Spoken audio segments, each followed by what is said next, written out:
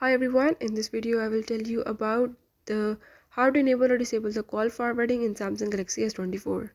So if you want to enable or you want to disable the call forwarding, I will show you how to do it. You have to follow the steps as I will show you, and before that, if you're new to my channel, don't forget to subscribe.